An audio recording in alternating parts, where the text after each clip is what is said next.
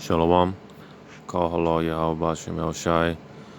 Double honors to my teachers, starting with the apostles and elders of Great Millstone. And all the men on down, respectfully, Yahweh Shem El Shai, Barakatam, to the hopefully elect. Just back with this, a little update on, what's going on in current news and whatnot. This article, now this was posted January the 31st. All right, and I think this is something that's currently going on, but nevertheless, let me read this article. It says, huge queues, packed stores, and empty shelves after Australian city announces 5-day Crown Royal lockdown over a single confirmed case. All right, so, because of a single case, one single case, prompted them to, go on a 5-day lockdown. Which this pretty much prompted, just read the article. It says Australians posted photos and videos of long queues and overflowing stores after the city of Perth announced a 5-day Crown Royal lockdown on Sunday. Videos showed mega lines forming outside several Woolworths supermarkets in a final rush to panic buy supplies after a single confirmed case of the Crown Royal from a quarantine hotel security guard prompted the city to announce a new lockdown. It says, unlike most of the world, Australians have enjoyed a relatively relaxed environment during the Crown Royal pandemic in Western Australia, where Perth is situated, have previously not recorded even a single case of the virus locally for 10 months. And I'll go ahead and play some of these videos, these clips.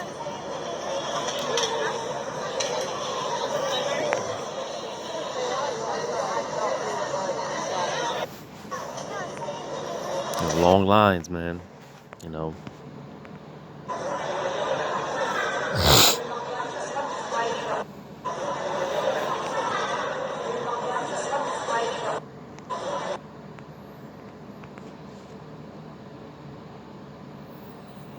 All this because of one confirmed case.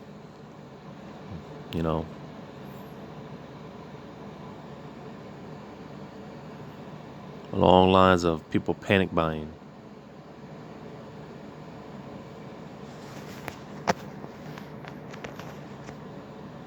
Shelves are being cleared out. Yeah, you see.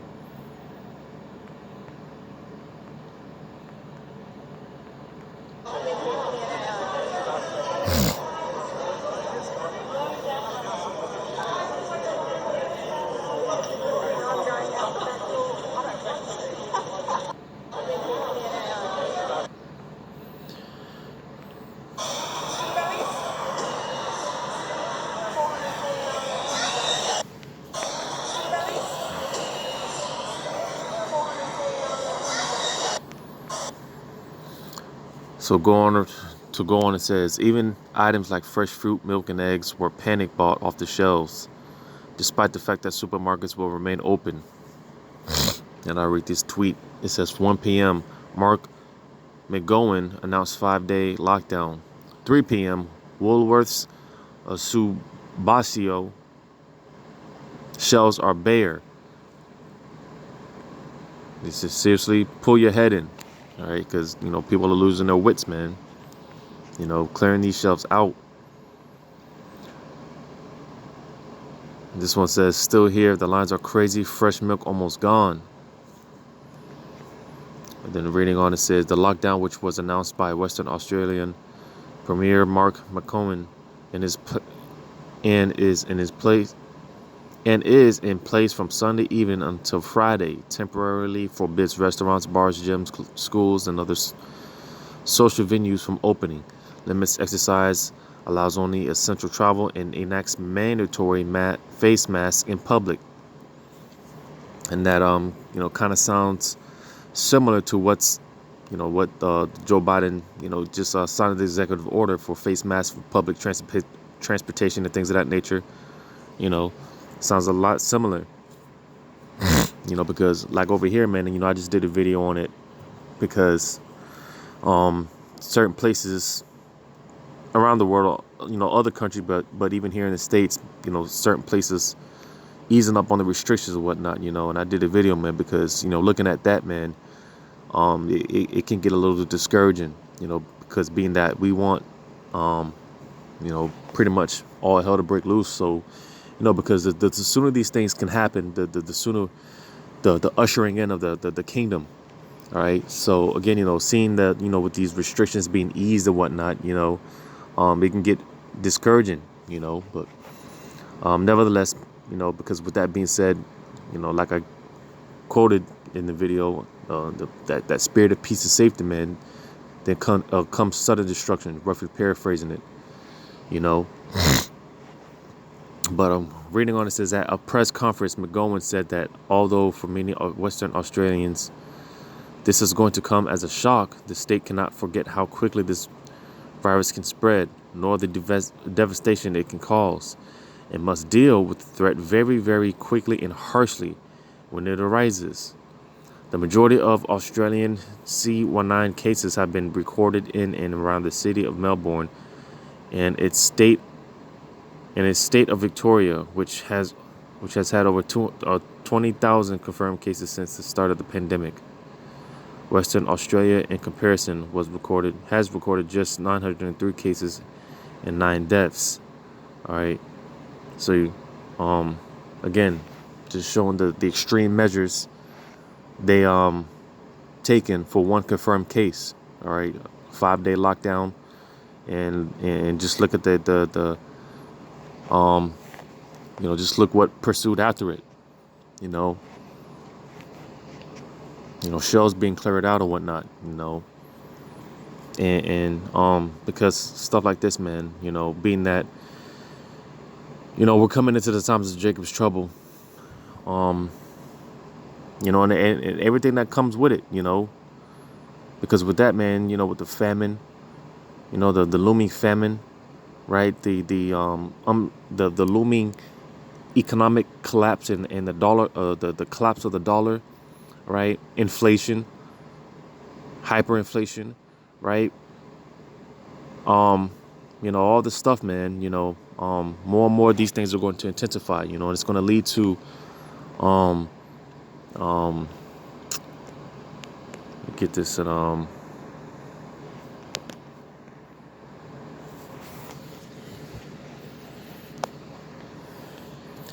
Second Edges 15,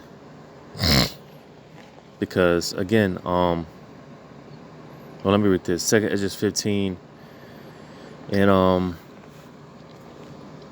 verse 18 says, For because of their pride, the cities shall be troubled, the houses shall be destroyed, and men shall be afraid. All right, because again, even though that they're locking down or it's locking, they're starting to ease up on these restrictions and whatnot. All right. Again, the drastic measures that they're wanting to take to, quote unquote, stop this virus from spreading or whatnot, and even more so now with the new variants that are popping up all over the place. All right. More and more, man, because again, this stuff is going to lead to, like just what I write here. I read 18 again. It says, For because of their pride, the city shall be troubled, the houses shall be destroyed, and men shall be afraid.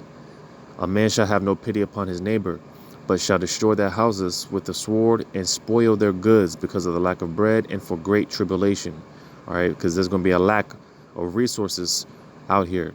All right, and like I was mentioning, even more so with the with the looming dollar collapse, right? Because the dollar is being devalued pretty much every day, man, as they push out more and more of these stimulus checks and pushing more and more money into the society and whatnot.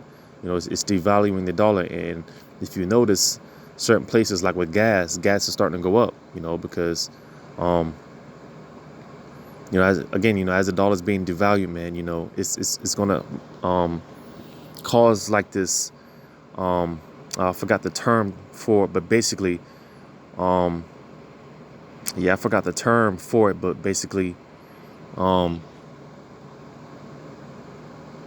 it's going to be like a need to because as the dollar devalues, man, that with that is it's going to come a natural a spike in prices and things of that nature.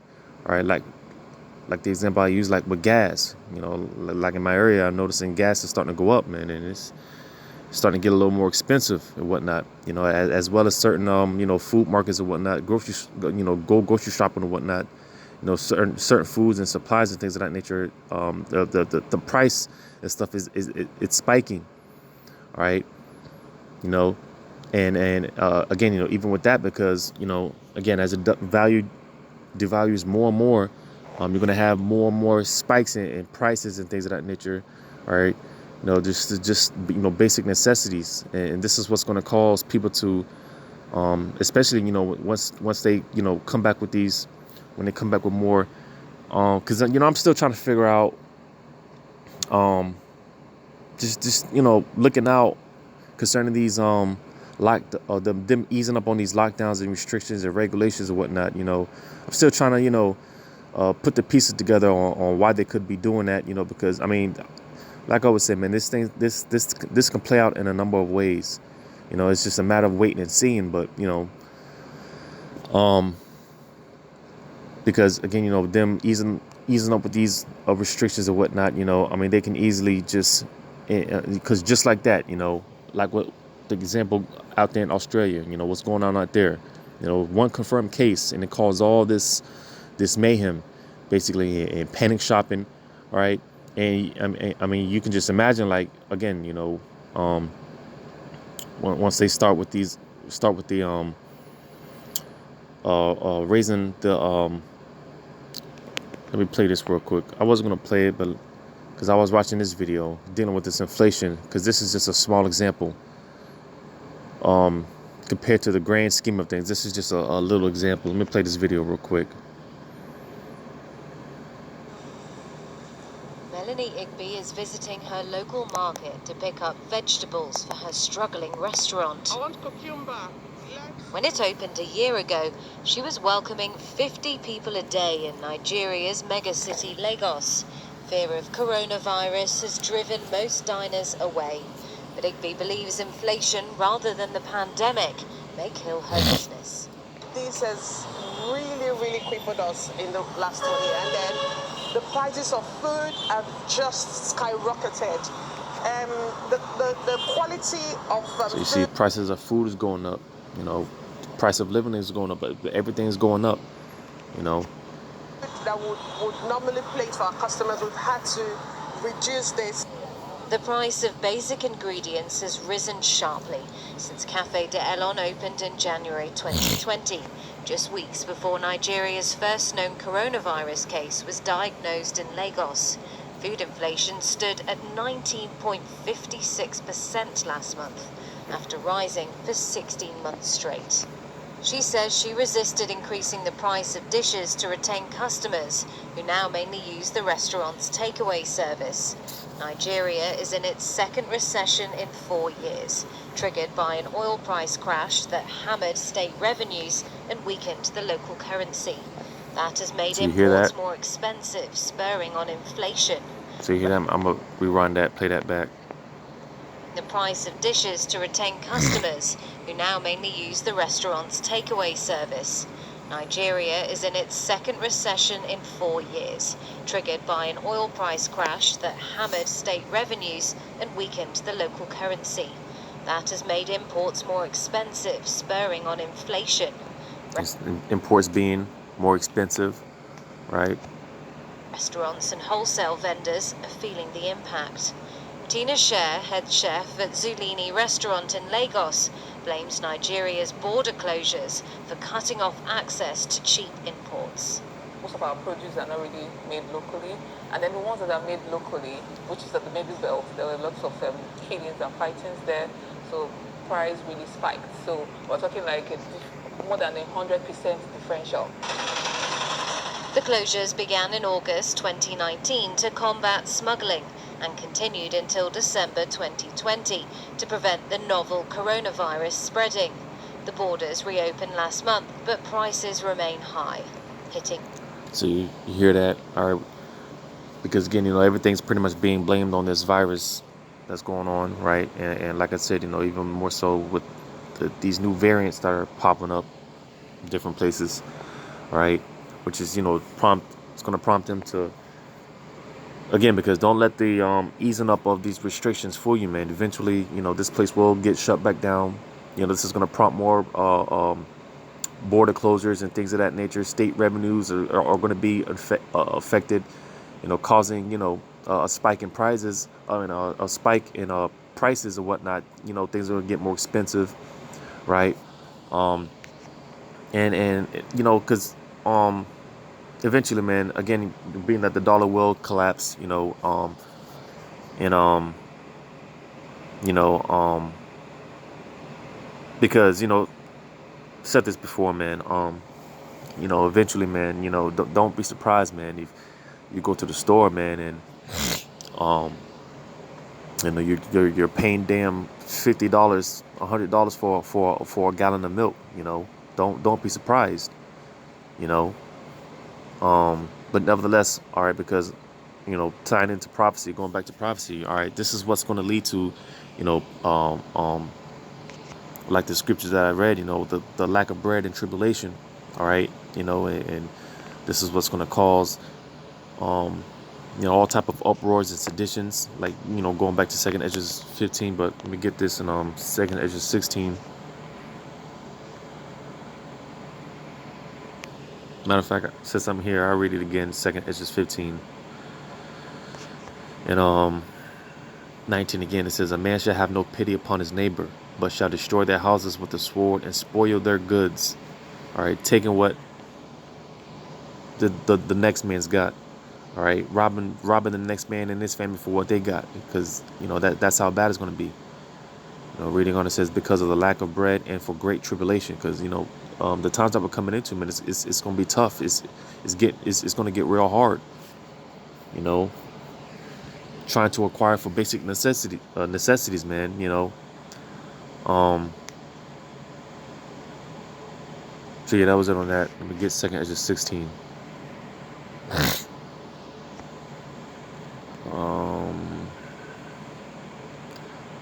Second Esdras 16-31. It says, "Even so in those days there shall even so in those days there shall be 3 or 4 left by them that search their houses with the sword."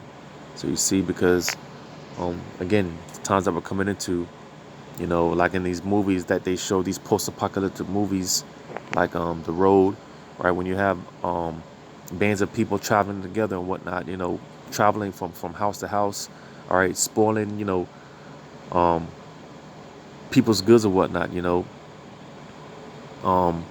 mean, this is eventually what it's going to come to, because of how bad things are going to get here. All right, because the scriptures talk about the beginning of the beginning of sorrows. I think, because that's in the same chapter.